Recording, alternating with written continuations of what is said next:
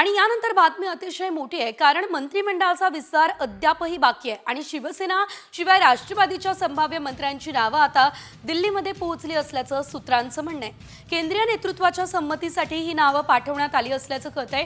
तर 14 डिसेंबर रोजी शपथविधी होण्याचीही शक्यता आहे। केंद्रीय नेतृत्वानं शिवसेना आणि राष्ट्रवादीच्या संभाव्य मंत्र्यांच्या नावाला हिरवा कंदील दिलेला आहे। तर भाजपच्या मंत्र्यांच्या नावावर मात्र पक्षाच्या पार्लमेंटरी बोर्डमध्ये चर्चा करून नाव निश्चित होणार, ही माहिती सुद्धा विश्वसनीय सूत्रांनी आता सामना दिली आहे।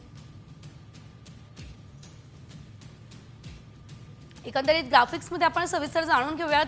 शिवसेनेचे संभाव्य मंत्री आपण बघतोय, यामध्ये उदय सामंत असतील, तानाजी सावंत असतील, शंभूराज देसाई, गुलाबराव पाटील, दादा भुसे यांचं नाव सध्या समोर येत आहे।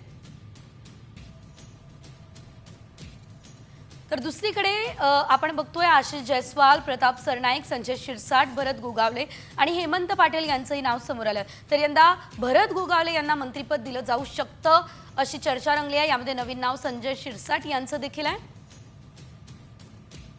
तर अजित पवार यांच्या राष्ट्रवादीचे अदिती तटकरे, हसन मुश्रीफ, छगन भुजबळ, अनिल पाटील आणि धनंजय मुंडे यांचं सुद्धा नाव समोर येत आहे।